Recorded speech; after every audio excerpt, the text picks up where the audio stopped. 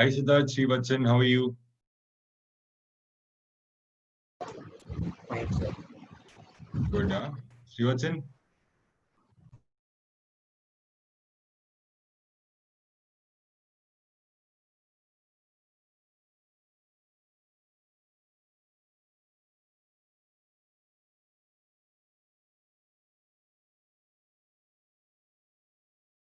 We'll just wait for others to come and then we'll start the class in a couple of minutes. That fine? Okay, sir.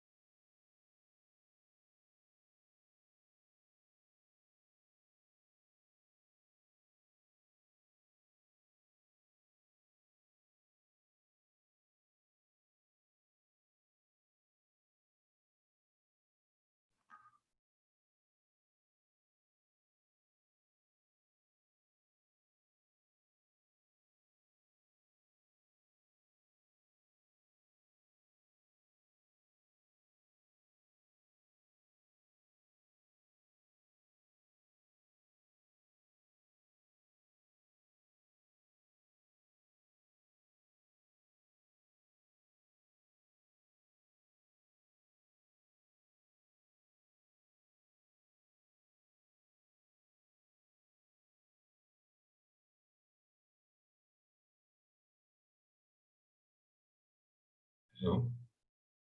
Hello? Yes, sir. Yes, sir. Yes.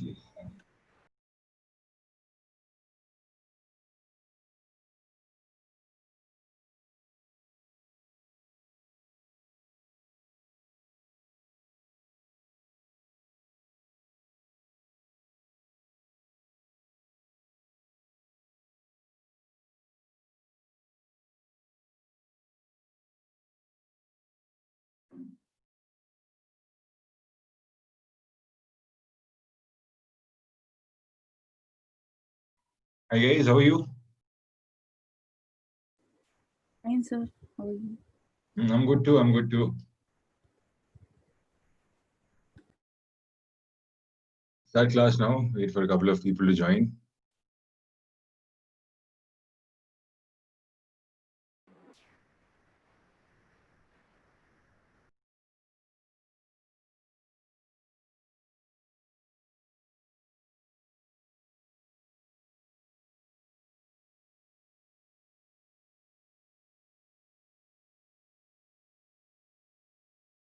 Okay, so last class we did some inequalities. We'll practice a couple of questions first. All right.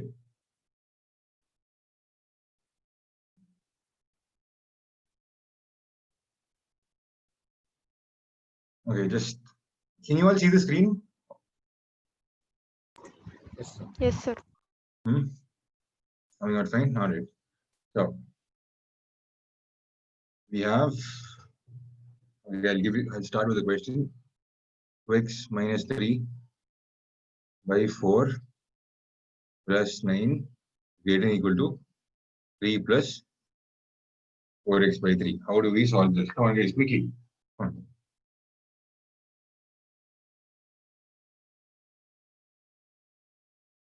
What do you do first? This 3 and 9 will become 6. All right. Basically, you're subtracting 3 from both the sides.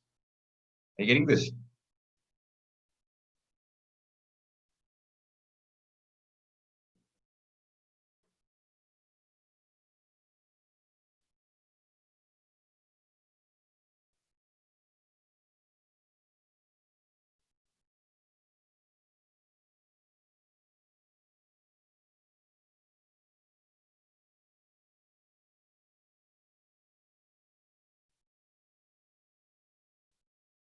Okay, I'll start solving, but I want all of you to solve much faster than I'm solving, okay? Because I will be explaining as I'm solving. So that time will go. All right. So let's start the problem. This becomes x by 2 minus 3 by 4 plus 6 greater than or equal to 4x by 3. Okay. So this becomes, okay, 3x by 6. I'll make common denominator, 3x by 6. And this becomes what? 8x by 6. And I'll take, my next objective would be to bring the x terms towards one side and the non-x terms on the other side. All right. So what will happen here is 3x by 6 is there, 8x by 6 is there. I will take 3x by 6 to this side. All right. So I'll write that as 5x by 6. And then here you'll get 6 minus 3 by 4. And what is 6 minus 3 by 4? 5 and 1 by 21 by 4. 4. Right. Just 21 by 4. So what can you say about x? It'll be less. Now you can cross multiply. There's no negative sign. You don't need to worry. Okay. About changing the sign or anything. So now you will get 21 into 6. What's 21 into 6? 126. And then divide by 20. Why am I doing all this? Here it's 2. Here it's 3. It becomes 63 by 10. Yeah, same thing. So x as n equal to 63 by 10. So what's the solution set here?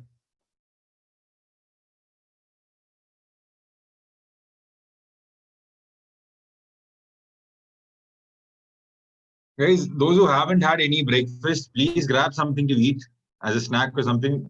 Keep it by your side. I don't want dead people on the chat right now. Okay, please respond. If you have any doubts, please ask. Yes, ask. Minus infinity to 63 by 10. Minus infinity to 63 by 10. What bracket do I put here?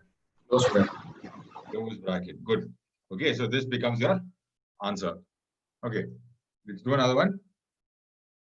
3 into x minus 2 by 5 greater than or equal to 5 into 2 minus x by 3. Guys, for the previous problem, do you have any doubts? No, sir. No, sir. No. Okay. So please try to solve this on your own quickly. Come on. 30 seconds. Shouldn't take more than that. Quickly solve. Come on, guys.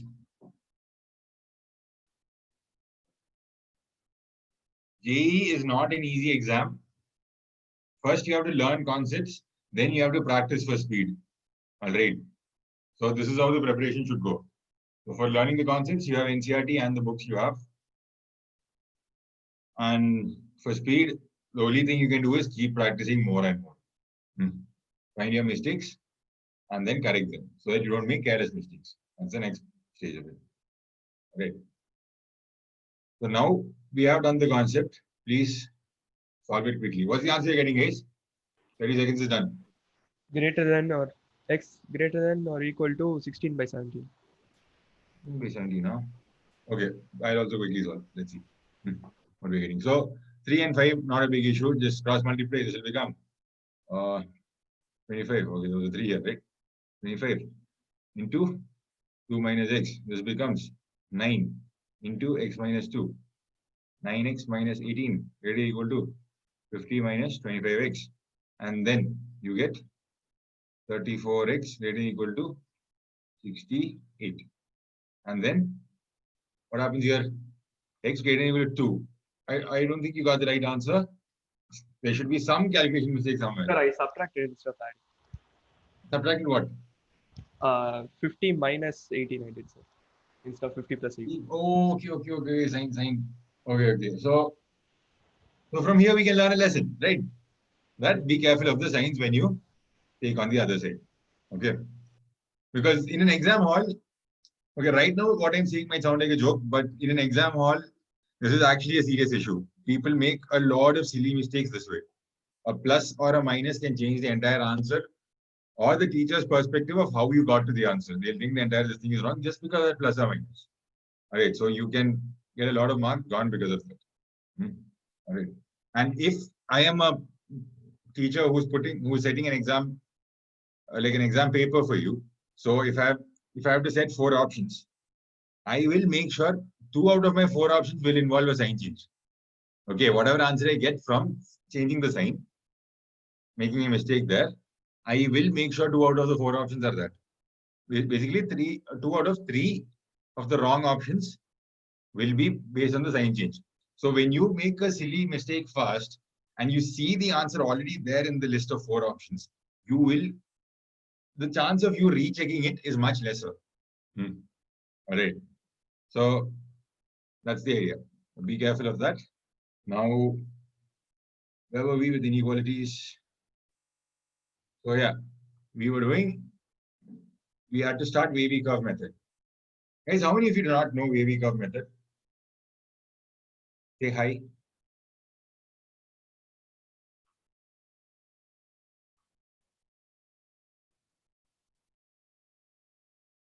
Nobody with any issue with wavy curve method. All right, let's do this. Fine.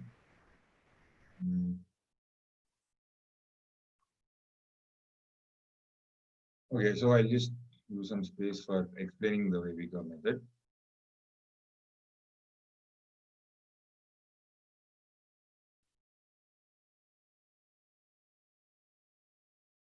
Okay, so you have a curve which goes like this. All right. And these are the zeros of the curve. Okay, so this curve starts from infinity, right, and then comes here, and then does this little pattern, and then goes back up to infinity. What degree equation is this? This curve? Suppose it's a polynomial equation. Suppose this curve is a polynomial equation. All right. What degree will it have? 5. His response is what? What did you say? 5. 5. Why do you say 5? 6. 6. 6. 6. 6 solution. Exactly. It has 6 solutions. Can you see the cursor move, guys? All of you? Yes, sir. Okay. So there are 6 solutions here. And you should remember that the fundamental theorem of arithmetic states that nth degree polynomial equation, okay, will have n roots. That's a fact. Whether it's real or imaginary, that's separate. But nth degree polynomial will always have n roots. Okay. It's like a fact you have to accept. All right. Nth degree will have n roots. So which means any ax square plus bx plus c, like a quadratic, can be written as a into x minus alpha into x minus beta. So you know for a fact this will have 2 roots. Okay. All right. So if you have n degree, it will have n roots. So this is a 6 degree equation. Okay. Some a into x raised to 6, and then some other terms will be there for sure. Okay, guys, are you getting this? Now, what we have to understand is we have to look at these points, the solutions, and I'll just name them A, B, C, D, E, F, the easiest thing in the world.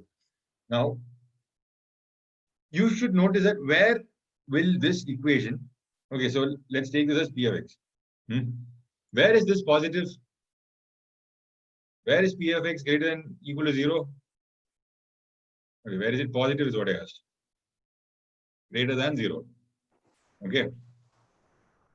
Where is P of x greater than 0, guys? B, C, D, E. Okay, between B and C. Okay, between D and E. And then where else? F to infinity. E and F. F and infinity. Okay, and then minus infinity till A. You can see where is it above the x-axis. That's all you need to look. Which means this part you ignore. This part you ignore. And this part you ignore. Are you following? That's it. All right, and the zeros also. You'll have to ignore. Okay. Sorry. So, did you get this, guys? Did you get this? Yes, sir. Okay, so this is where this is positive. Where is it negative? The parts are deleted out. A to B, C to D, and E to F. Okay. Now, what I'll do here is I am going to write P of x as some x minus A into x minus B into x minus c, x minus d, x minus e, and x minus f. Okay, this is a 6-degree polynomial. There are 6 solutions also. A, B, C, D, E, F. Okay, this, and I multiplied by a constant k because I don't know the scaling of this. Okay, so P of x is this graph here now. All right, with these 6 roots. Now, how do we algebraically find, like without the graph, suppose we are just given this equation. How do we know where will the graph be above the x-axis or below the x-axis? So this is what wavy curve method helps with. Okay. So the technique here is you start from one end. Okay. All right. So I will be starting from this side first for demonstration. This is the side I generally start from also actually. Okay. So here I start with plus sign. What does that mean? What would it mean if I start with plus? Yes. Positive. Positive. Exactly. It means beyond f, the function is a positive value. Like when is p of x positive? Like from f to infinity, it is positive for sure, right? All right. So you put plus here. Okay. Suppose you just have this equation. How do you know it will be positive? Just put a huge positive value for x. Imagine a huge positive value, like much greater than the last root here, f. So take 10,000 in your mind. 10,000 minus a, it will be positive. 10,000 minus b, it will be positive. 10,000 minus c, 10,000 minus d, 10,000 minus e, 10,000 minus f. All of these numbers will be positive. Basically, I'm telling you to take x very close to infinity. Like, not very close to infinity, like a huge value of x in this context. Okay. And then put it here. Put it into p of x. See what sign you get out of it. You will, like, k is a positive constant. Okay. So let that be on the side. Forget, ignore k for now. Look at x minus a, x minus b, x minus c. If you put a huge value for x, what will happen? X minus a till x minus f, all of these little terms will be positive. Okay. Now, what do you do with these terms? You understand that their product is positive. What does that mean? The function, this graph here, will be positive beyond f. Is that clear? Yes, sir. All right. Now, between e to f, what happens? Suppose you take a value of x between e to f. From the graph, you can see it's negative. Okay. From the graph, you can see it's negative. But how do we know for a fact it's negative without the graph? Take a value between e and f. Okay. All right. So let's take e plus 0.5 or something. Just imagine. Like e plus 0.5 is a value between e and f. Okay. So what is x minus a? Take x equal to e plus 0.5 right now. What is x minus a? It is positive. What is x minus b? Just imagine from here till here. X minus b. X minus b will be positive. Exactly. X minus c will be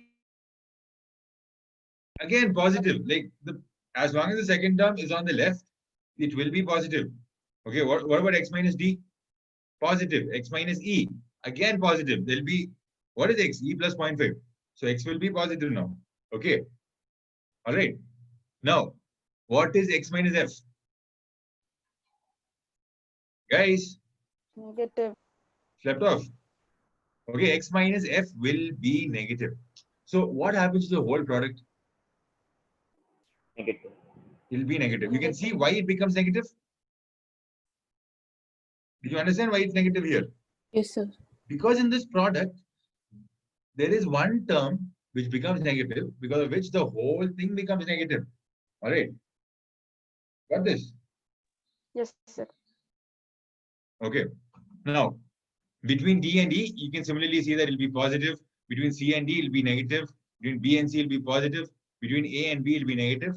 And beyond A, as in before A, it will be positive. I told you we can start from both sides, right?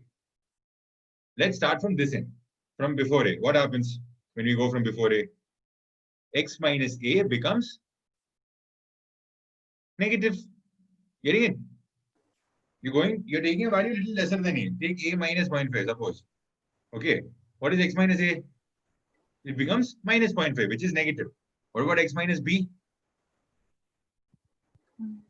Okay, so you put x here. If you put x here, what happens? X minus a, x minus b, x minus c, all the way up to x minus b, x minus f will all be negative.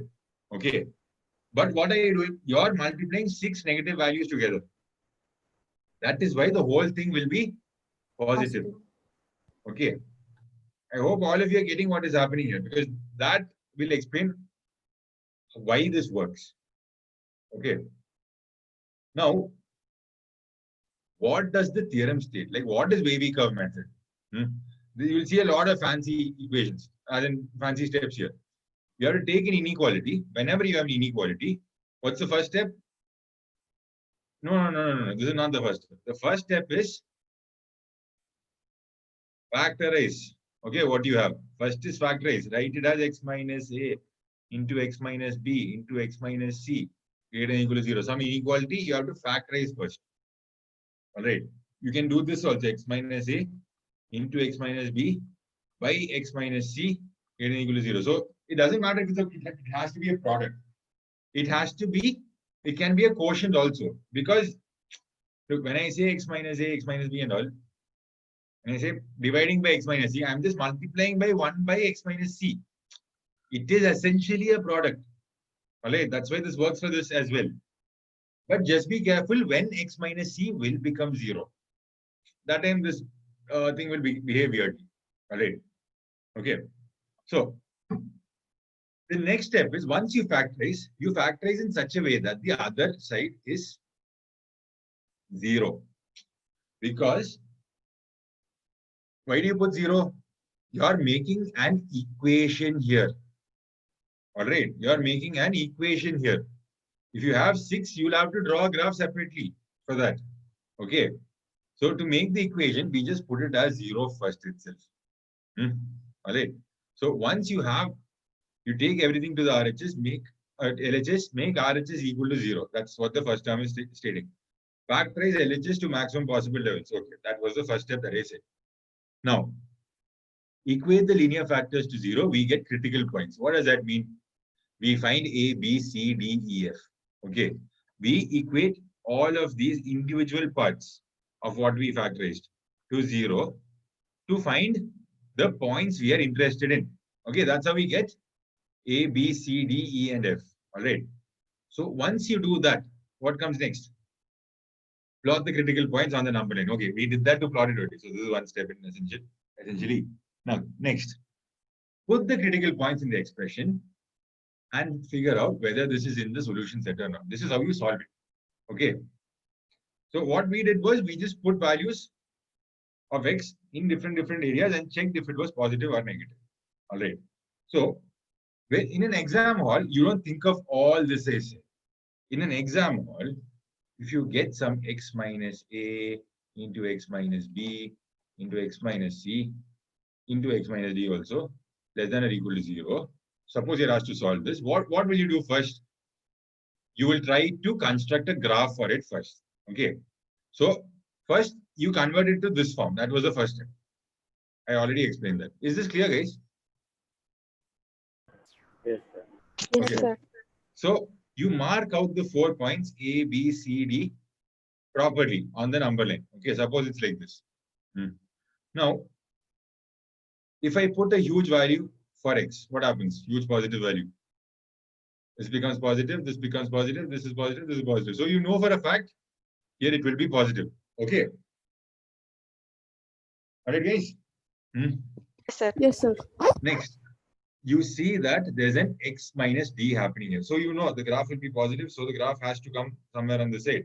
And it will become 0 at x equal to d first. It becomes 0 at these points also. But here it will be 0 first. Next, what will happen here between C and D? If you take a value of x between C and D, what happened before? X minus d became negative and x minus c remained positive, right? If you take a value of x between C and D, x minus d will become negative now. Now, because of that, the whole product will become negative. That is why you know for a fact that the graph will be negative between C and D. Right? Are you getting this? Yes, sir. So this is why you put that minus sign there. And from B to C again, you know it will be positive because there will be one more negative involved here. Okay. Next, this will become negative. This will become positive. So in an exam hall, what would you do? You'll quickly identify the points. A, B, C, and D. And then x minus D happens here. X minus C happens. X minus B. X minus A. So it becomes positive. It becomes negative. It becomes positive and negative and positive. All right. Now, what will happen if the question changes this way? There's an x minus c the whole square. Okay. Guys, are you seeing this? There's an x minus c Yes. the whole square. Okay. So what do we have here? X minus a, x minus b, x minus c the whole square into x minus d is less than or equal to 0. Right? So how would you draw the graph for this?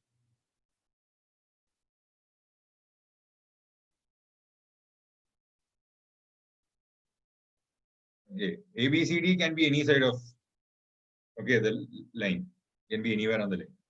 And then thing is, I'm just putting it in order right now. So x minus d. Okay, so let's apply the same logic here. Will that work here, guys? No, sir. No. Why? Because we have a square. Yeah, exactly. We have a square there. Things change. There the degree was 4. Here the total degree is how much? 5. Okay. Now, if I take a huge positive value for x, what happens? The whole thing becomes positive and remains positive. And we know that at the point A, B, C, D, it will become 0. Now, x minus d is happening here. Between C and D, what happens? You take a value between C and D. This is positive, this is positive, this is positive, this is negative. Okay, the whole thing will become negative now. What happens at C, guys? What happens at C?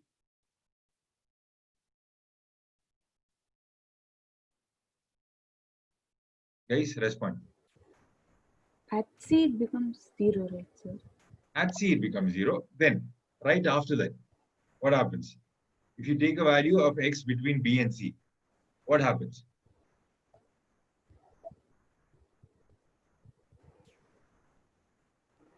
Take a value between B and C.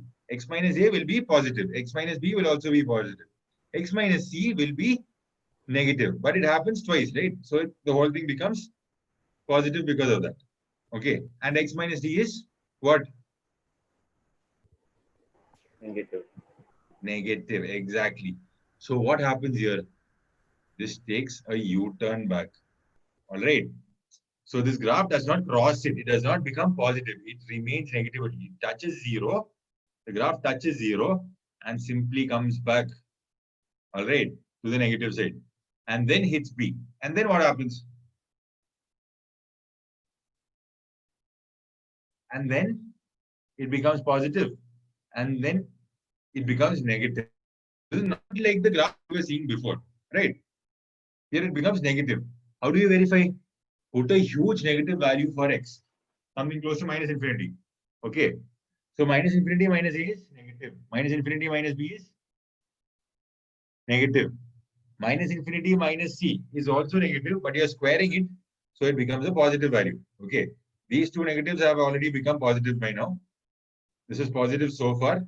What about x minus d? What happens to that? That is negative. All right. Now, because of that, what happens? The whole thing becomes negative. Okay, guys, are you getting this? Yes, sir. Okay. Now, what if it was x minus c the whole cube? It will be like the above graph.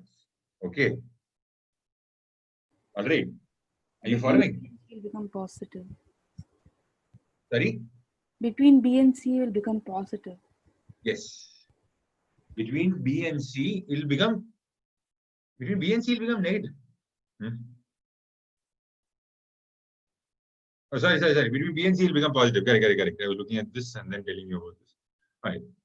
Between B and C, the whole thing will become positive because x minus d will be negative and x minus c, the whole cube, will also be negative. When you multiply both, you'll get a positive value the whole way. All right. So here, what will the solution be? Solution set. Where is it less than or equal to 0? From minus infinity to a. I'll include it because that equal to 0 is there. All right. Along with that, what is there?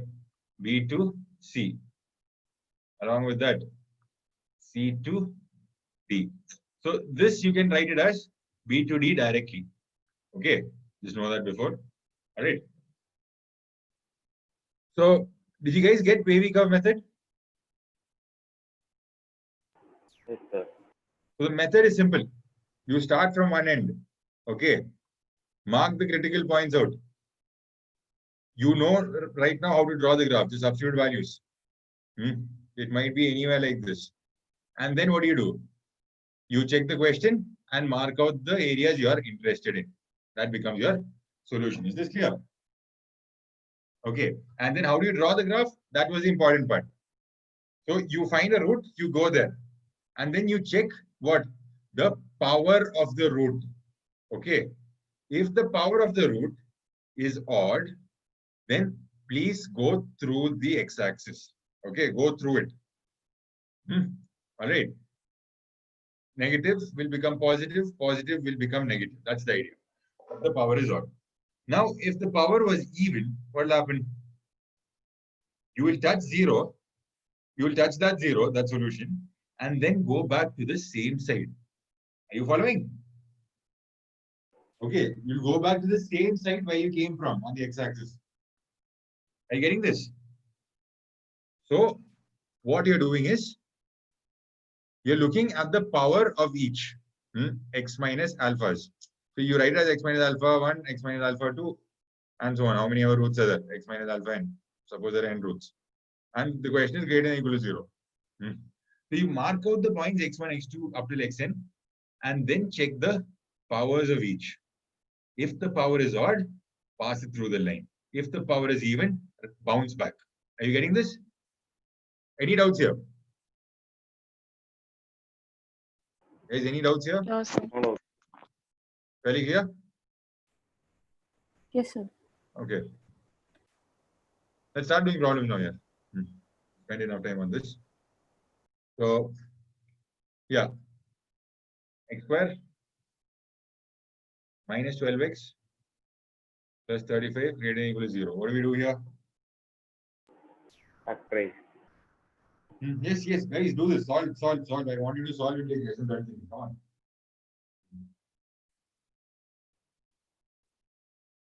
Alpha, guys.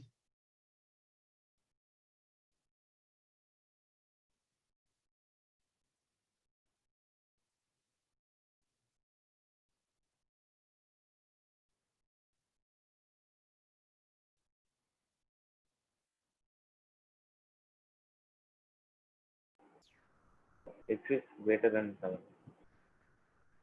X is This- greater than 7. Greater than? 7. That's a complete solution. No.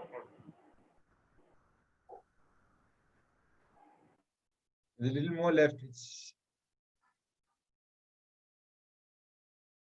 So how do you factorize this? It becomes x minus 5, x minus 7 greater than or equal to 0. How did you do that? The sum is 12. The product is 35. And there's only one set that will happen, 7 and 5. Okay. So what does this mean? X minus 5, x minus 7 greater than or equal to 0. So just look at it, x minus alpha 1, x minus alpha 2. Okay, greater than or equal to 0. So what do we do in such a case? We mark out alpha 1 and alpha 2. Okay, alpha 1 here is 5, alpha 2 is 7. And then what's the next part? You try to construct a graph. All right, we know it's a quadratic, we know it'll be an upward facing parabola, but we will construct the graph according to what we learned right now. Okay, let's take a huge positive value for x. What do we get here? You get positive. Okay, and then x minus 7. So we reach the root 7. X minus 7. How many times does it happen? It happens once. What does that mean? It goes through.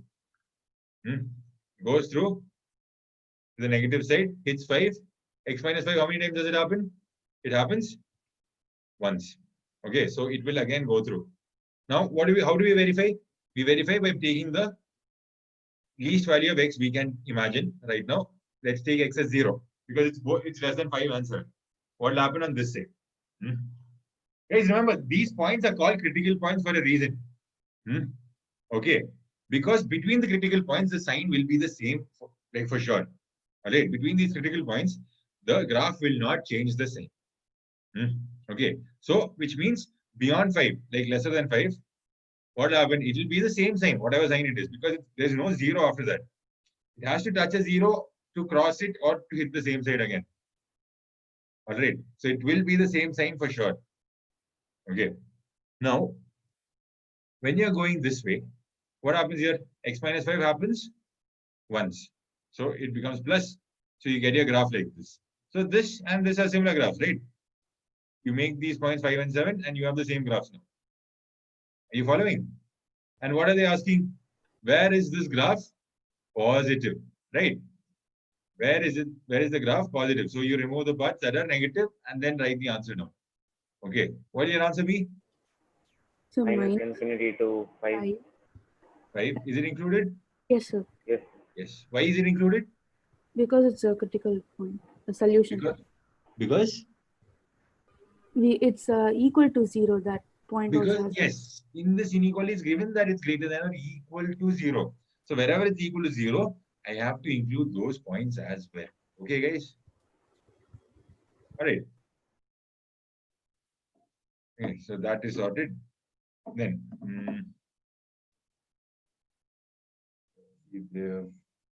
okay. Guys, one side question I'm giving, distraction. Solve this. You should not be scared of solving two inequalities at the same time. That's the only reason this is there. How do you solve this? What do you do? Tell me the steps. Just tell me the steps.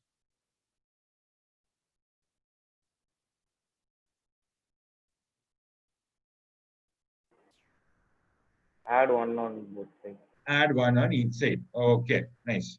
Add 1 on each side. This becomes minus 1. This becomes 2x. And this becomes 3. Then what do you do? Right. You divide the whole thing by 2. And then you get your answer right away. Okay, minus 1 by 2, 3 by 2. You should know that you can do with multiple inequality signs also. Okay. Right. Whatever inequality you learn, you can do it with multiple inequality signs too. Now, let's go to the next question. X minus 2 the whole square. X square plus x minus 42 less than 0. How do you solve this?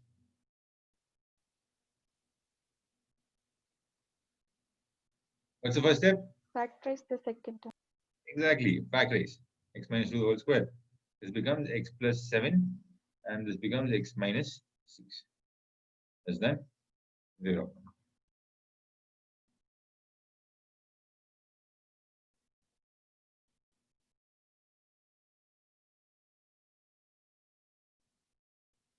Right. So what are the critical points here, guys? What are the critical points here?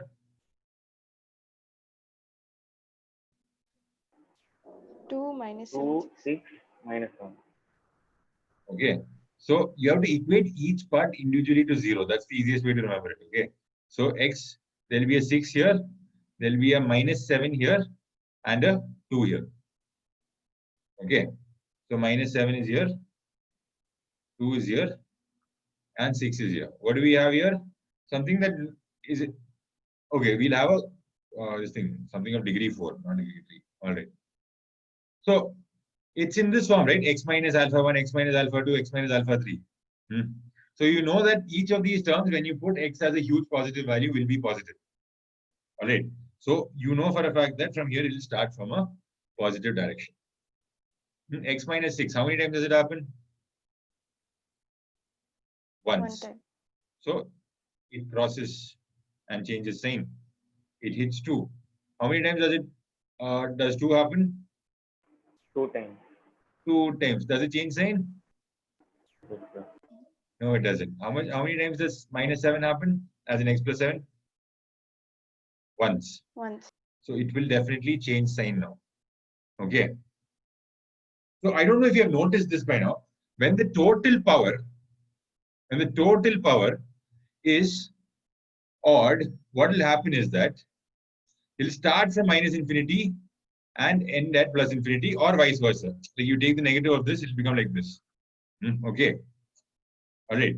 But if the total power is even, it'll start from one direction, like plus infinity. It'll end up going back to the same direction, plus infinity. If the even one started from negative direction, it will go back to negative infinity. Understanding? Okay, it was something for you guys to notice, but if you haven't, notice it now. Got it? Any doubts here, guys? No, sir. No, sir. All right. Please try the next two questions. Come on. Please try. Quick practice. Wavy curve method should be done now.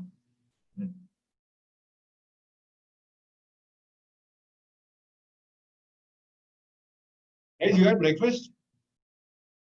Or something to eat? Not breakfast. No, sir. Please grab something to eat. Like take a minute, grab something to eat, and then we'll solve the question. Please get something. Otherwise, like the ones who are responding are responding. The rest of you is what I'm really talking about.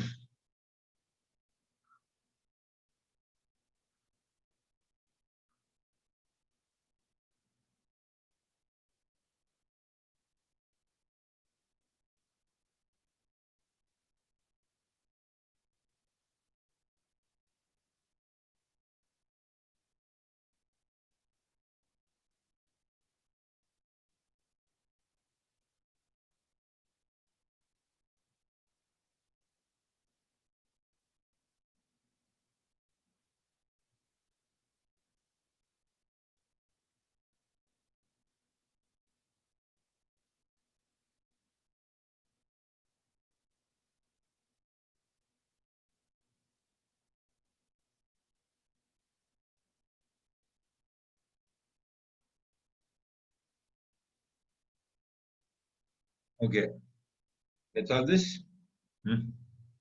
What are the critical points? So I'll teach you how to solve it with minimum space. Okay, what are the critical points?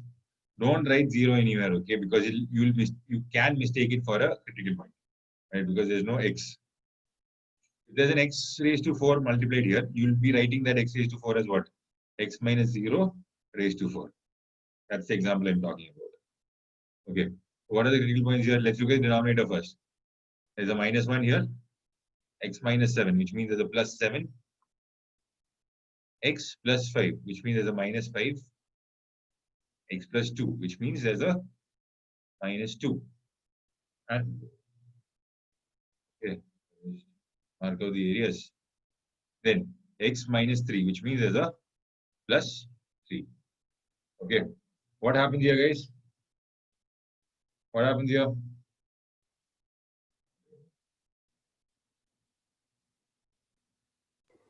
So we don't include -1 and 7, right, sir? When we are drawing it. Come again?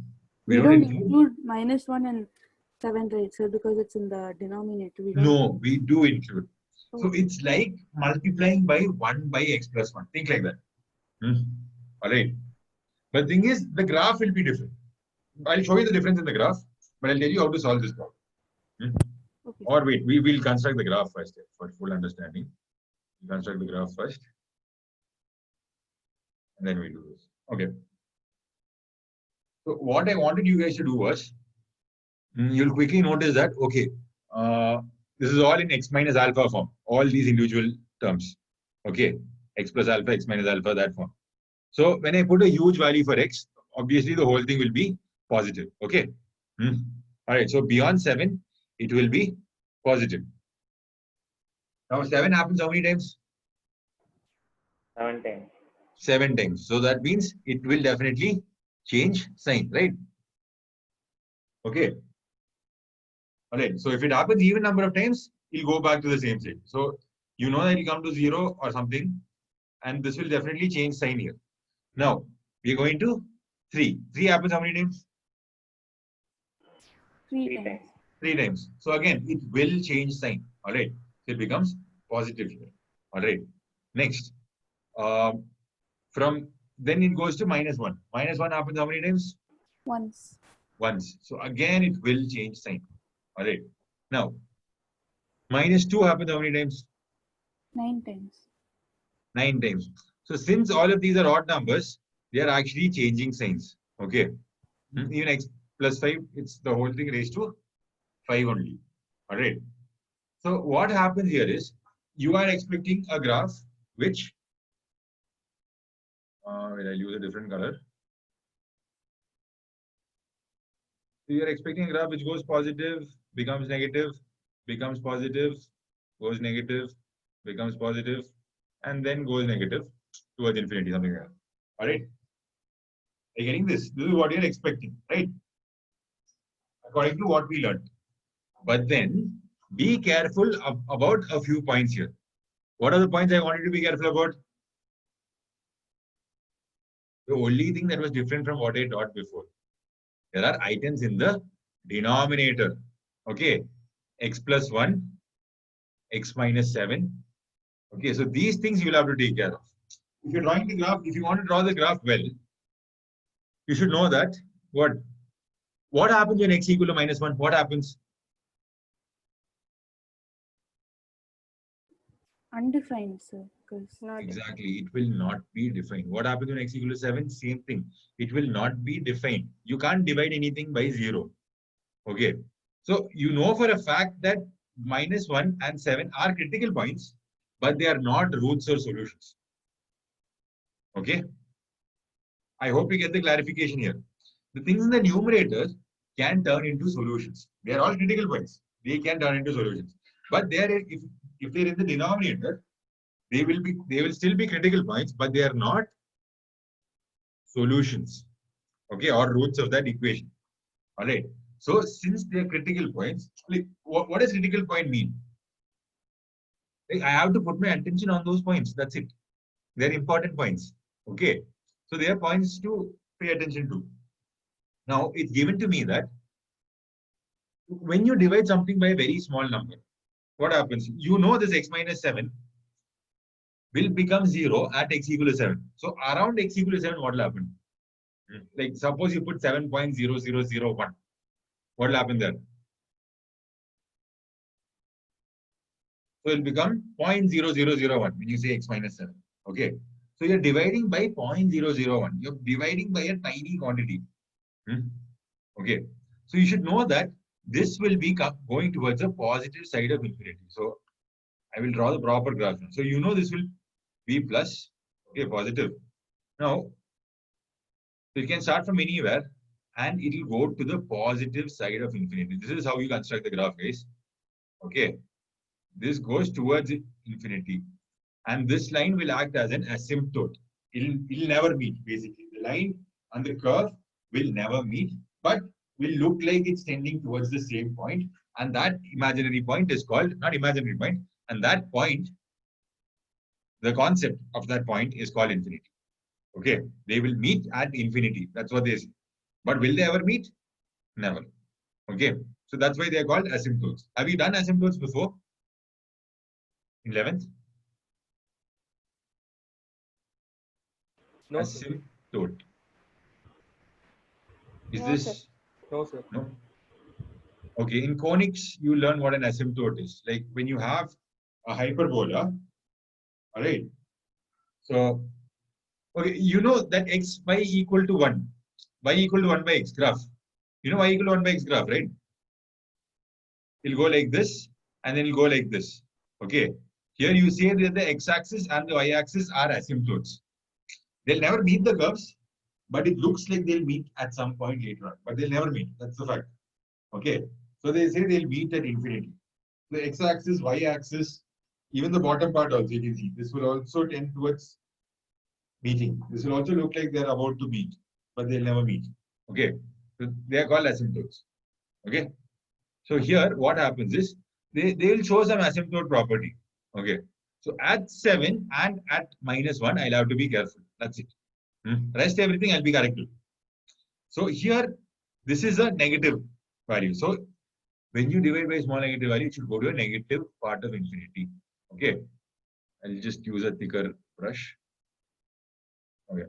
So to construct this, okay, this goes till infinity. And then from minus infinity, this will go here. 3 is a normal root or a solution because it's in the numerator. it becomes positive, and then goes to -1. -1, we have a problem here. What? It's in the denominator.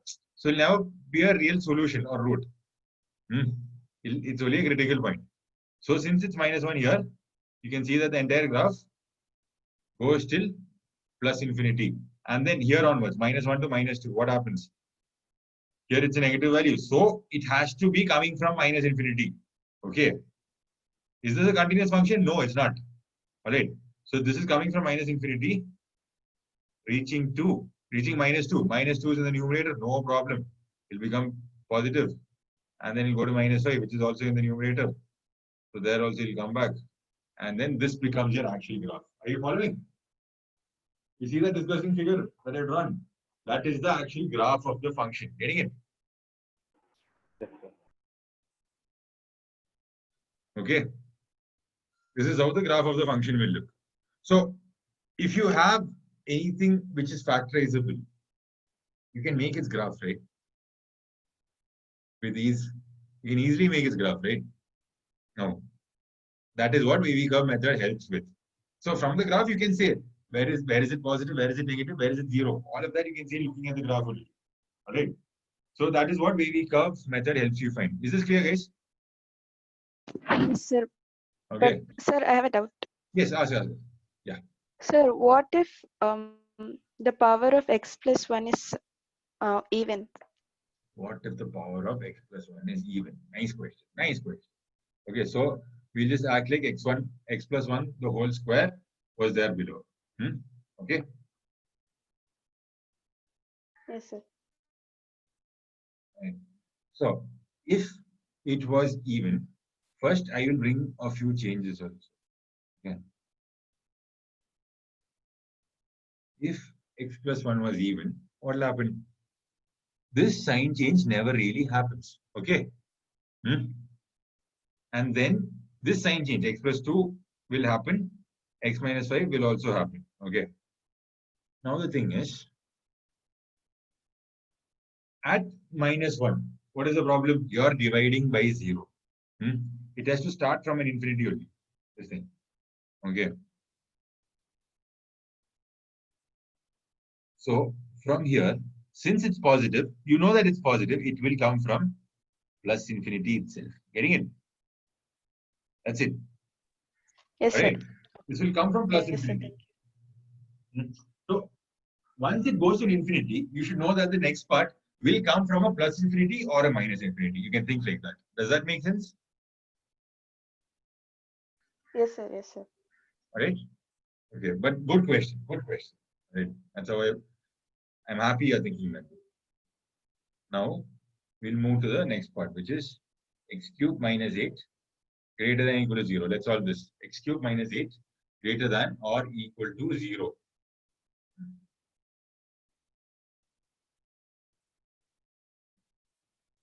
Minus 8 greater than or equal to 0. Come on, guys, quickly solve this.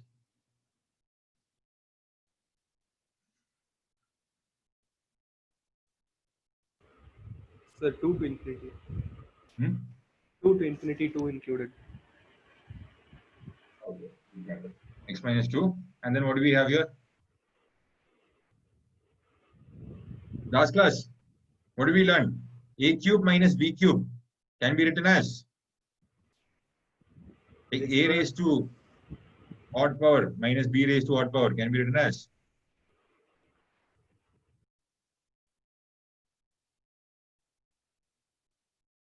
and so on. So here it becomes x square plus 2x and then plus 4. Okay, greater than or equal to 0.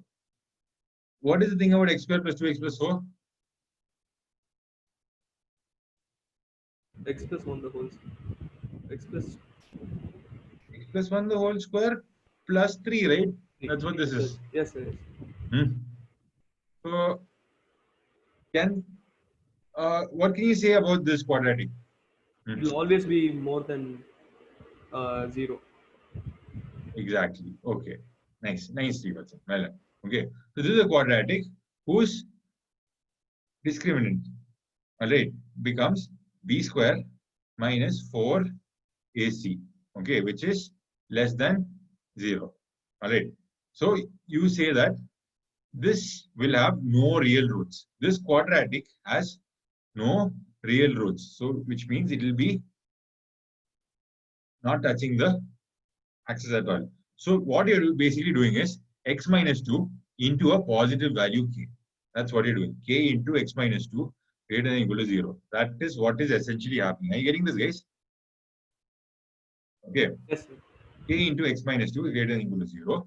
Now, this k is positive constant, so you need not worry about it. You can divide by k throughout. The sign will remain the same. Inequality will remain the same. Okay. Next, x becomes greater than or equal to 2, so your answer becomes 2 to infinity. That's it. End of the question. You've solved it. It becomes a linear. All right. Any doubts here, guys, with respect to inequalities? Any question we did previously in the previous class? Any doubts? No, sir. No? Okay. If you have any doubts, feel free to ask me that even if you come up with them later. Okay. Right. Now let's move on to modulus. Right. So, okay, guys, what do you know about modulus?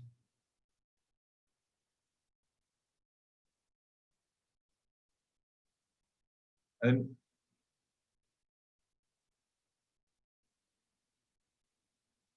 mod x. Okay, I'll use a normal pen. So, what do you know about mod x? Do you know its graph? Of course, you're in 12th standard. You know the graph. Yes, sir. Okay. You know that mod x is defined as x when x greater than or equal to 0 minus x when x is negative. Okay. But from the definition, it might look that mod x can be negative, mod x can be positive. That's wrong. Mod x is negative only when x itself is negative. Now, why do you make mod x negative? Like, mod x has this negative sign only when x itself is negative. Why do you put a negative sign? To compensate for x's previous negativity. Think like that. Okay, if x is negative, like modulus gives you only positive value. Modulus is like the distance from the origin. Look at it that way. All right. If I say mod of 5, am I doing this? Okay. If I say mod of 5, this will be nothing but 5 itself. If I say mod of minus 2, so it means you take the point minus 2, you take the point 5 and check its distance from the origin. Okay. And the distance turns out to be 2. What I'm telling you is not like the purest definition of modulus, but these are one of the many applicable ways of thinking about the same thing. The distance from the origin. All right, minus 2 to 0 has 2 unit distance. 5 to 0 has 5 unit distance. All right. I hope you got this. Shall we move on? Yes, sir. Okay. So it's also called the absolute value. And then this exercise is meaningless, I feel. Magnitude of minus 1. So it's magnitude, absolute value. All right, keep that in your mind. Geometrically, distance of a point from the origin. Okay. So just remember the names: magnitude, modulus, absolute value, mod x. All right. So let's start solving questions. Mod of x minus 2 equal to 1. What happens here?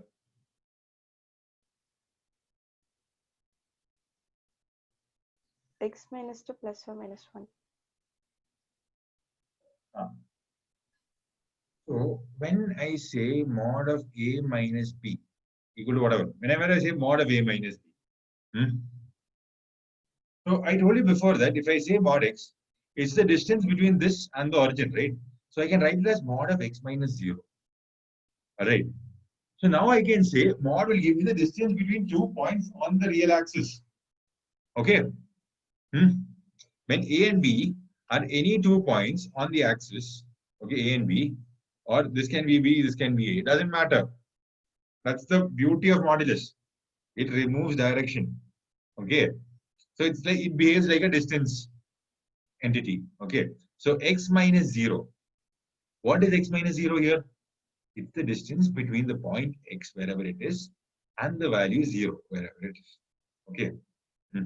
So when I say mod of x minus 2 equal to 1, you have to understand in your mind that, so if you're solving it algebraically, what you will do is, you will remove the modulus, you will write this equal to plus or minus 1, and x equal to 2 plus or minus 1, you will get 3, 1, which is absolutely right.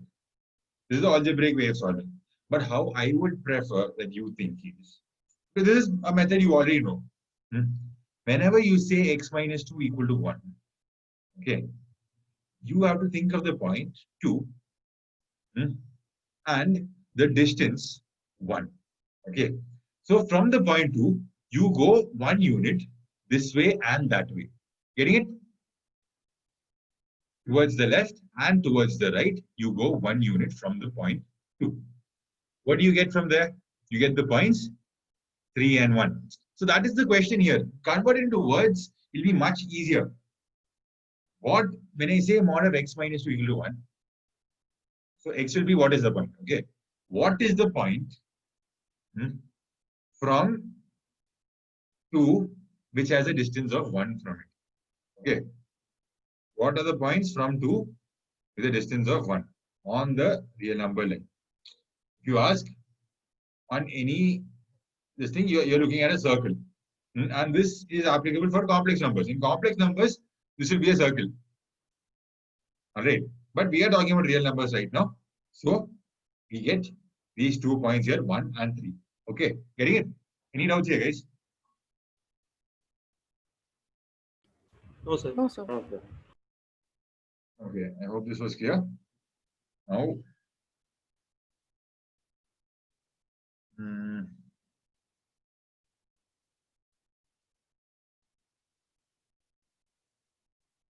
all right. We need more questions. So here one more thing is that this 2 becomes something like a critical point. Okay. You have to understand that the mod breaks.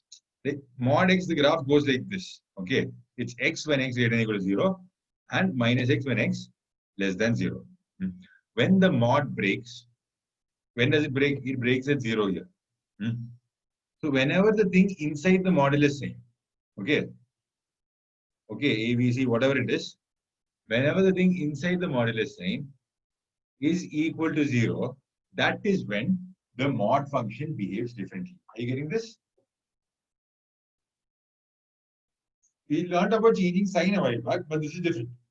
The behavior of a function changes at the point where it breaks. Where does it break? You can see it is the function minus x throughout, from minus infinity till 0. And from 0 till infinity, it is the same function, plus x. This is minus x. But then, what is the problem? At 0, there are 2 functions basically. Minus x is becoming x from 0 onwards. So you have to understand that the critical point for mod functions lie wherever the thing inside the modulus equals 0. Getting it? Okay. So the critical points here, what? Where is the question? Okay, so x minus 2 equal to 1 means 2 is a critical point. Now let's move on to the next question. Solve mod of x equal to 3. Can you tell me this graphically?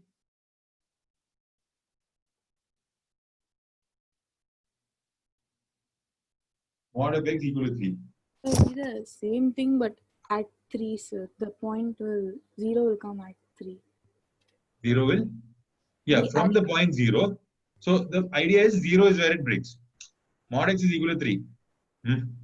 You need points where it's 3 units from 0. So you'll get plus 3 and minus 3. Okay. Another way to think about it is draw the LHS and draw the RHS and find the points of intersection. How do you do that? Draw the LHS. Mod x graph, you know, like this it is. What is the RHS? Y equal to 3. And now find the points of intersection. Getting it? Okay, these are the 2 ways to solve it graphically. And the other one, you know, this will become x equal to plus or minus 3. That way, this question is too easy. Okay, but I hope you got the idea. Distance of the point from the origin equals 3. All right. Next, what do we have here? Okay.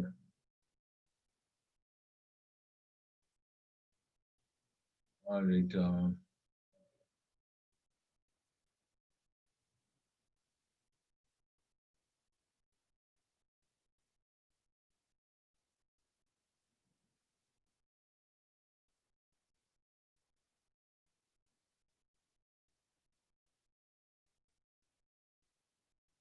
Okay.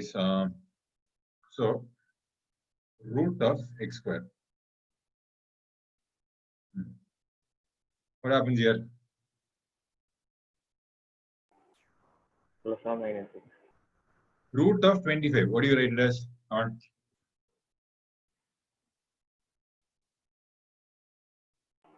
Plus or minus 5.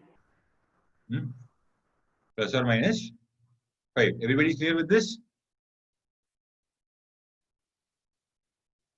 Guys, any doubts? No, sir. No, sir. Okay, guys, this is wrong. All right. Root of this will always be mod of x. That is how root function is defined itself. Okay. All right. But then if you ask,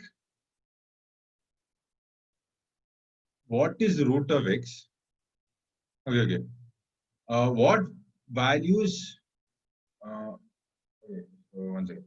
X square minus 25. What are the solutions? That is plus or minus 5. Okay. But root of 25 is only 5. Okay, root is defined only for positive value. It's a function, root function. It can't have two values at the same time. Okay, it will have only one value. And by definition, we take only the positive value of the root. Alright. Alright. So the solution will be the plus or minus version of the square root of 25. Okay, that is how it is actually. The solution of x square minus 25 is plus or minus root of 25. Then only it becomes plus or minus 5. But this root 25 equal to plus or minus 5 is wrong because root 25 has to be what? Mod of plus or minus 5. Okay, which is 5. Are you getting the difference, guys? A root can never spit out a negative value. Okay, you can only give a positive value. It's like the distance. Right? Root of x square is basically mod x. It's the same thing. Right? Any doubts here, guys? No, sir. Okay, please note this. Whenever I say root of 49, it only means 7. Minus 7 is wrong. Okay. But if I ask you what values of x support x square equal to 49, then you will say x equal to plus or minus 7. Okay. All right. So that's one part of it. And Sir, but then when we're always writing questions and all, even like NCERT or whatever, when we're always solving something over an equation equal to symbol, and we're trying to take out the root, they always at the other end they always put plus or minus whatever the square root is. Sir. you sure? No, Whenever sir. you put root, it's only the positive value. But when you solve for x square, okay, then it becomes this. Because x square is a quadratic, it will have two solutions. Okay. When I say root of something, it will have only one solution. In fact, we look at the graph of the root function. Okay, graph of the root function, how will it go? Root of 0, 0. Root of 1 is 1. Root of 2 is 1.73. Root of, 1.4. Root of 3 is 1.73. Root of 4 is 2. You can see a graph which goes like this. All right. This is the root x function. Can x be negative? Can x be negative, guys? No, you can't. No, sir. You can't put negative value because if you put root of minus 1, you will get I. Complex numbers, which you can't plot on this graph, right? Okay. All right. So this is only valid for positive values. So when I say f of x, like root of x, okay. So f of 4 will be root of 4. And in this graph, what is the value of 4? 2, right? Will it ever be minus 2? Can it ever be minus 2? No, because if this branch is there, this whole thing will not become a function. This is because of the idea of root as a function. Okay, root is a function, all right, which will spit out positive values alone. Does this doubt get clarified? Or if you can give me an example of a question, then I can answer it out better, I guess. No, sir, I got it confused for something else. I think I got it confused for x square is equal to, and then x is equal to plus or Okay, okay. No, it's a very normal confusion. I had this confusion till I was in 12th. All right. So I also learned it late. So the idea is, it's a very common misconception. Everybody is confused about this. A lot of people, but they're not actively thinking about it. Just shedding light on it. Right. So I hope that part is clear. Now, okay. Okay, this is what we just talked about. And then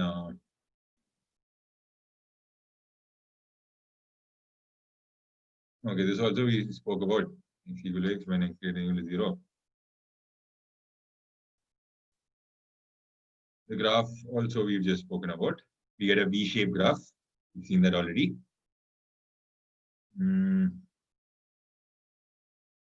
Okay, so the nature of the function is changing about 0. I told you, whatever is inside the function here, x minus a, you have to check when this x minus a becomes 0. Whenever mod f of x is given, you have to check when is f of x equal to 0, because that is where this thing can behave differently. All right, those are the only places where, so that's why they are called critical points, because those points will demarcate regions on the graph. Okay, and those regions will behave in a specific manner. Okay, that region will be completely positive, that region will be completely negative.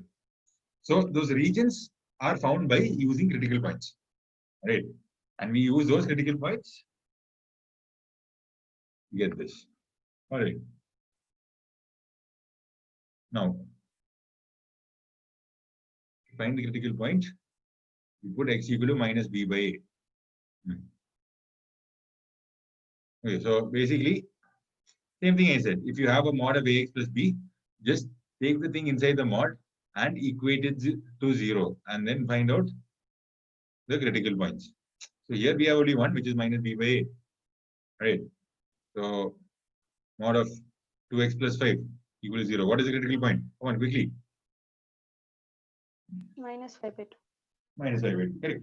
Correct. All right. Now, shifting of axis. We'll be learning this in functions anyway, but yeah, we'll cover this now. So, shifting of axis, if x equal to x plus a, what do you do? Do you know shifting of axis, guys? From before? little bit, sir. Okay. It's pretty easy only. So,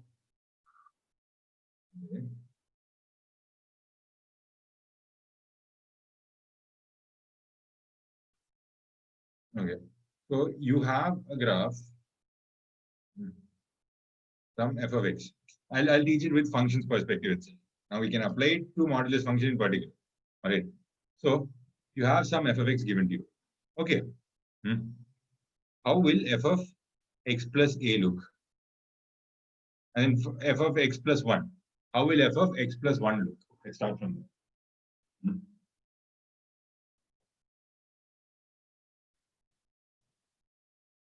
This is a y equal to f of x graph. How is y equal to f of x plus 1 graph going to be? What's the difference here? Sir, shift one position to the left. The left, exactly. All right. So what happens is the graph goes like this. All right. You shift it to the left. Okay. By how many units? 1 unit. Okay. So F of x graph, you know. So the critical point here is around x equal to 0. Think like that. Okay, so imagine this to be the critical point. Now, if I say x plus 1, okay, so I'll equate that to 0. What happens? X becomes minus 1. So this behavior happens at x equal to minus 1. Are you following? Okay, so that is why this whole thing shifts to the left. It looks like you're taking the graph and placing it this side or placing it that side. If I say y equal to f of x minus 11, what happens? I actually take that graph and move it 11 units in front to the right now. Okay. It looks like x minus 11, so I have to pull it back to the left. No. No. Find out when x is equal to 0. X becomes 0 at 11.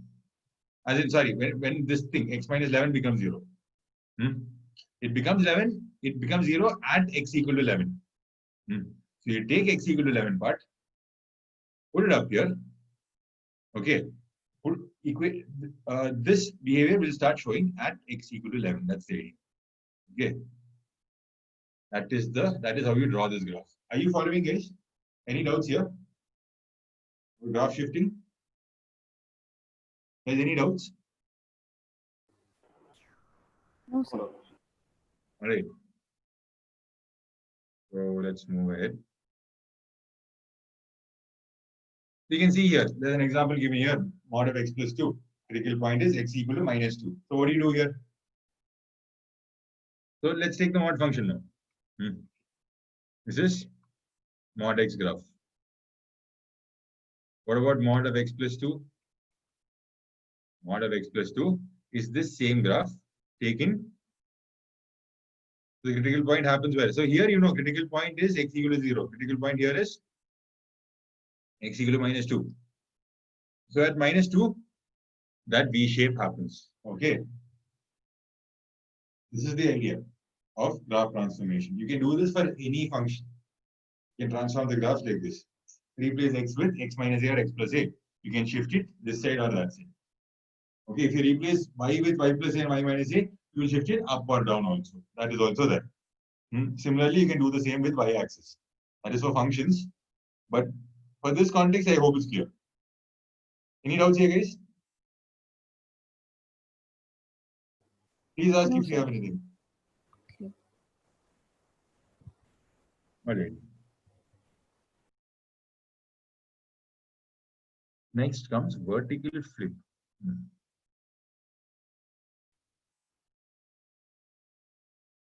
So how will the graph of y equal to minus of mod x look? That's a question from my side to you. How will a graph of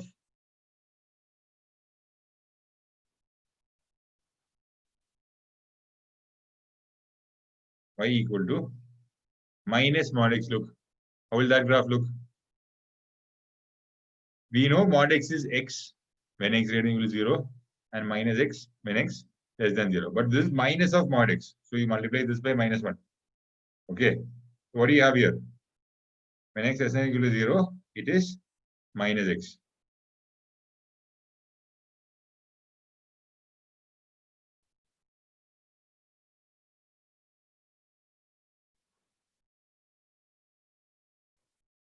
Sorry, when x less than 0, it is plus x. When x greater than equal to 0, it is minus x. Yeah, that's what I got confused with. Alright, guys, did you get this? So the graph will come out like this. Okay. Graph will be like this. Alright. Any doubts here? So this is vertically flipping it over. Like you're folding that above graph down to the graph below. I hope this part is crystal clear to all of you. Let's move on. All right. So let's just solve a problem and see how this goes. Okay. Please note the question down. Mod of x minus 5 plus mod of x minus 4 equal to 1. And start solving. I want you guys to solve it faster than I am solving it. I want you guys to solve it much faster than I am solving it. All right. So I'm going about this very slowly. Okay, what's the first thing you do when you get a question like this? What's the first thing? Guys, I want you to guess whether you know it or not. That's not the thing. I want you to just keep trying. Like, come up with ideas, because that is what you need practice with finally in an exam hall. When you're alone with yourself, you should be able to be confident enough to try things out if you don't know it. It's not like you look at a paper, you know the answer instantly. It never happened like that. You have to try something out and figure it out. So, yeah, please suggest first steps. Come on. Equate it to 0. Equate what to 0? X minus 5 first we can.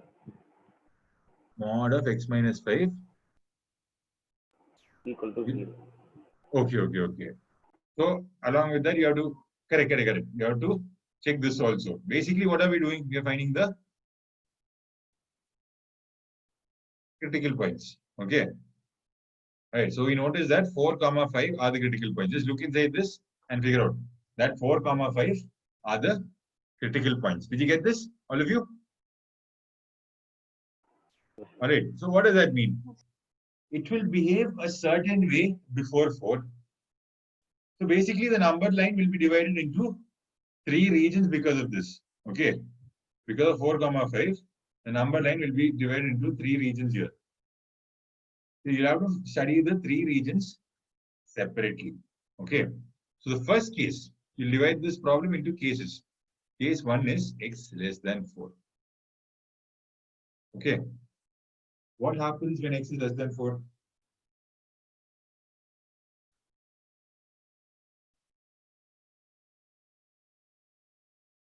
What happens when x is less than 4? You can notice that, okay, draw mod of x minus 4. Draw mod of x minus 5. Okay. You can see that mod of x minus 4 is equal to x minus 4 when x is greater than or equal to 4, and 4 minus x, like minus of x minus 4 when x is less than 4. Similarly, mod of x minus 5 can be written the same way. Okay. X minus 5 when x is greater than or equal to 5. 5 minus x when x is less than 5. Any doubts here, guys? Any doubts here? Please clarify. If you have anything. I'm assuming there are no doubts. I'm continuing. All right. So, when I am in region 1, what is happening? When I am in region 1, what does that mean first? It means x is less than 4. In region 1, how will this question look? Mod of x minus 5 plus mod of x minus 4 equal to 1 is the question. Okay. So, mod of x minus 5, how does it behave in region 1? It behaves like this line does. Okay. Are you following? Mod of x minus 5 behaves like this, an extended version of this line. Are you following, guys? All of you? Yes, I'm sir. not getting responses.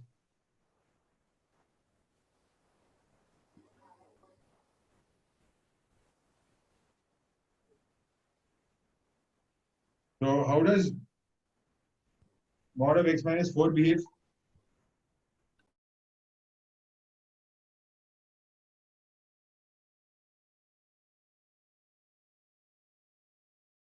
Are you guys planning on answering any of my questions? The same way, behaves the same way. The same way? Exactly. We take it from this branch. Whenever I say x is less than 4, it will be less than 5 also at the same time. Okay, so we take x minus 5 minus x here. All right. So I write that as this is nothing but 5 minus x plus. What happens to x minus 4 when it's less than 4? What happens to x minus 4 when it's less than 4? It becomes 4 minus x again. Yeah, absolutely. You're right. And then this will be equal to 1. Okay. So to solve for a case where x is less than 4, so first what do? You identify critical points, divide the line into that many regions. Okay. Like if you find n critical points, there'll be n plus 1 regions. Okay. For each region, you will solve separately. That's how you break modulus problems. As easy as that. Okay. So then what does this become? 9 minus 2x equal to 1. Now I'll just rearrange everything. I'll get 2x equal to 8, x equal to 4. X equal to 4. What are they saying? When x is less than 4, x equal to 4 is a valid answer. Right? Guys, are you listening? Exactly. Yes, sir. Look, I don't hear any. Look, I'm not in an actual classroom where I can see your face and I can gauge whether you're understanding anything or not. All right. So if that was there, I would be able to, tweak accordingly. So either I'll have to ask you to put your videos on. All right. Or please start responding a little more proactively. It'll really help the flow of the class. Okay. So when x is less than 4, I found that x is equal to 4. All right. So if we do the second case, case 2. So what is happening here? X is between 4 and 5. 4 and 5. Okay. So I'll include both the points and see what is happening here. When x is equal to 4, how does it behave? Sorry. When x is equal between 4 and 5, how does mod x minus 5 behave? It behaves like the yellow line here. Okay. Okay. So that becomes 5 minus x plus mod of x minus 4. How does this behave? This behaves like the green line here. Okay, I'm trying to draw a green line. Okay, are you able to see the green line? Yes, sir. Okay, so it behaves like the green line there. All right, what does the green line say? When x is greater than or equal to 4, x minus 4. So this becomes x minus 4 itself, and this will be equal to 1. Okay, so here I get 1 equal to 1. This is my second case. All right, I got 1 equal to 1. What about case 3? We are just seeing what we'll get from the different cases. Okay, case 3, what do you get? For the x minus 4 part, mod x minus 4, you will get the green branch. For the x minus 5 part, you will get the white branch. Okay. For the x minus 5 part, you will get the white branch, which is x minus 5. X minus 4 part, you will get the green branch, which is case 3 is x greater than 5. I have mentioned that explicitly. Okay. Which is what? X minus 4 equal to 1. And then here I'll get 2x minus 9 equal to 1, 2x equal to 10, and x equal to 5. All right. So, okay. So I'll show you that how my answer will come out based on what I've done here. My first thing here is that x is less than 4. Can you all see this? Yes, sir. And from here, I deduce that x is equal to 4. So what is my solution set from this? When x is less than 4, which is the part where x equal to 4, that is the solution, right?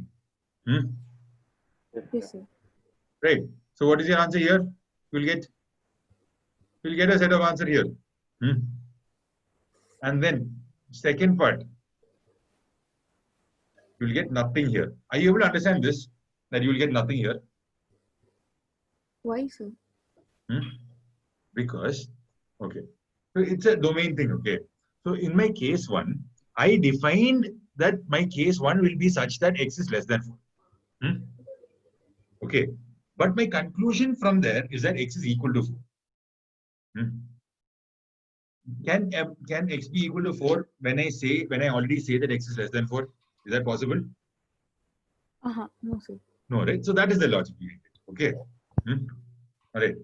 Now, similarly, if you go to case 3 also, you can see the same thing. When x is greater than 5, what do I get? I say x is equal to 5. So this means I am getting zilch. I am getting nothing here. Okay. This is not set of null set. Phi is the way. Okay. So here also I am getting nothing. And here, what am I getting? Whenever you take any value of x between 4 and 5, 4 and 5 included, all right, what happens? You get that x cancels out and 1 is equal to 1, which is an ultimately true statement. Okay. Ultimately, it's true. 1 is always equal to 1. You can't do anything about it. So that means any value of x between 4 and 5 is valid. Okay. Guys, are you following this? In Yes, this sir. domain, I am getting that 1 is equal to 1 for any value of x, which means the equation will hold in this domain throughout. So that's why this becomes your solution for this. Are you getting this, guys? Yes, sir. All right. Now, guys, any doubts here? Any doubts here? You got this answer? Answer will be 4, 5, both included. Final answer. All right. We take the union of these 3 cases. That'll be your answer. Okay. So, any doubts here with this question? No, sir. Aditi, are you the only person answering? What about the others? Aditi, thank you for answering. But Yes, sir. Srivatsan, Sriharini, people, Siddharth, No Harish. doubt, sir. Harish has been keeping quiet from the beginning. Harish, speak something. Are you there on the line? Yes, sir. What happened? You're not speaking. So I was listening to the class, sir. I know you were listening to the class, but speak, okay? Make it interactive. Like, generally, your involvement will be higher also. Okay? Otherwise, once you lose focus, it's not easy to get it back. Right. Sure, sir. So now, case 1. I change my cases a bit. So I'm deciding I'll make it less than or equal to case 1. So case 2 will be. So case 1 will be x less than or equal to 4. I'm making case 2 as x what? Between 4 and 5. Okay, basically x between 4 and 5 like this. Now case 3 will be x greater than or equal to 5. Okay. Now we run the same calculations there. Like calculation, nothing will change if you run the same calculations. Just this equal to sign that has changed. Okay. I hope you can see the difference between both the cases here. In case 1, there I put x is less than 4, and case 2 I put 4 between 4 and 5 both included. Okay. Here I'm excluding both and including it in the other cases, the 4 and 5. Okay. Then what happens? Here, what are the first? Like the calculation, nothing will change. Okay. All these calculations will remain the same. Okay. And the conclusion will also remain the same. I will say that x is equal to 4 is something I get. Here, x is equal to 5 is something I get. X between 4 and 5. No, I got 1 equal to 1 here, right? So it means x is between 4, 5, this entire domain. Are you following this? Yes. I've accelerated a bit. But are you able to follow this? All right. So in the case 1, what is my solution set?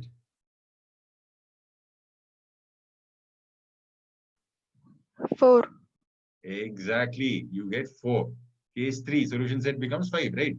And this becomes between 4 and 5. When you take the union of these 3 together, then what happens? It becomes the same answer. Okay. You get the same answer. I hope this was clear. Sir, Any so doubts, we guys? can do either. Sir, Yeah, tell me. so we can follow either of the ways. You can follow either ways. It's your choice. You are making the solution to this question. I'm telling you, you have the freedom of trying anything out and getting the same answer, whatever you try. Okay, guys? Got this? Yes, sir. All right. It's doable, right? Now, quickly do a couple of questions more. One Sir, is, sorry to interrupt, but we have like a school class in 10 more minutes, sir. So school. yeah, class. I'll finish it off with this question and the next question will be homework. Okay? Thank you, sir. Sorry for No problem, no problem, no problem. I can understand. Hey, when I went to school, no, so I got pressure also. So yeah, let's do this. So the way to go about this is, okay, can one of you quickly suggest what to do here?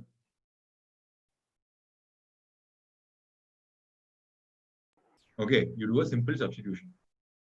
Okay, t is equal to mod of x plus 1. All right, so then you get 2t square plus t minus 3 equal to 0. What does t become? Minus 2 plus or minus b square minus 4ac. 4ac. So this becomes 24, 25, 5 by 2a, 4. Okay. So t becomes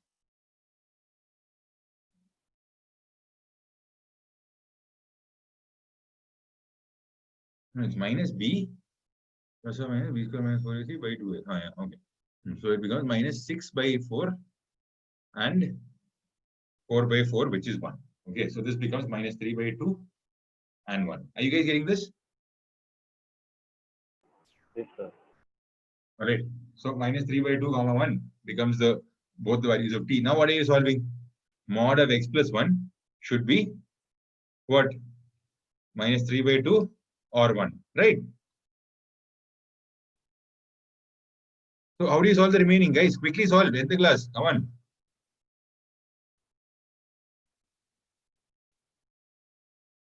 People, where are you?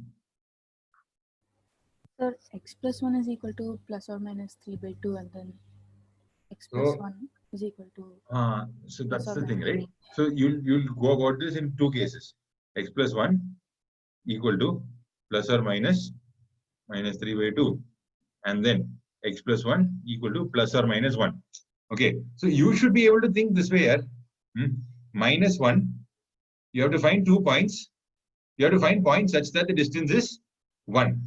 When I say mod of x plus 1 equal to 1, remember the whole way I taught you, the first way. Okay, mod of x plus 1 equal to 1 means what is the distance of the point minus 1, like distance of a point from the point minus 1 such that the distance is 1. Okay, distance 1 from the point minus 1. What are the points here? There's a 0 here and a minus 2. That's exactly the two solutions you'll be getting here. Minus 2, comma 0. Okay. What about this part? Plus or minus 3 by 2, minus 1. Okay. It becomes minus 5 by 2 and then minus 1 by 2. Guys? So there are 4 answers here, right? Yes, sir. Okay. Only 2 of them are correct. Tell me which one.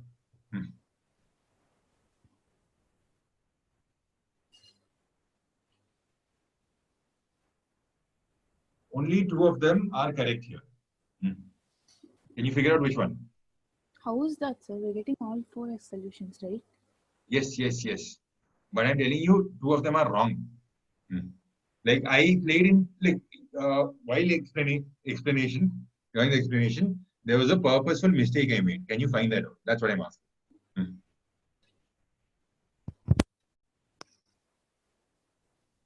I'm sure you can do this. Come on, guys. So, okay. Because of the lack of time, I'll explain it myself. Mod of x plus 1 equal to minus 3 by 2 and 1, right? Can mod ever be negative? No, sir. No. So, this should not have happened only in the first place.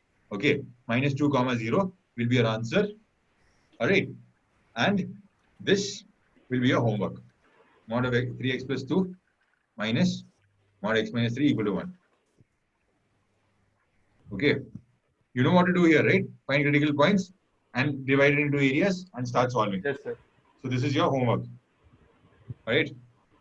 And yeah, take a screenshot of these properties. We'll discuss them next class. Right? Can you just scroll up for the question 1 second? Yeah. Sorry. X plus 2. Okay, sir. Thank you. Yeah, just take a good screenshot of this. Okay. So these properties are not really that important, but I would love it if you can just understand them. If you have a visual feel of these properties, right? That's it. You're unbeatable in this chapter. They can't ask anything more. All right. So try to figure this out. We will discuss them quickly next class, but we'll be moving on to relations and functions at the earliest. But try to do this, okay? All right, guys. So on that note, I'll end the class now. Any doubts? If you have any doubts, please stay back and answer. The rest of you can leave. Thank you so much. Thank you, Thank you. sir. Thank you, sir. Yeah, have a nice Thank day. you, sir. Thank you.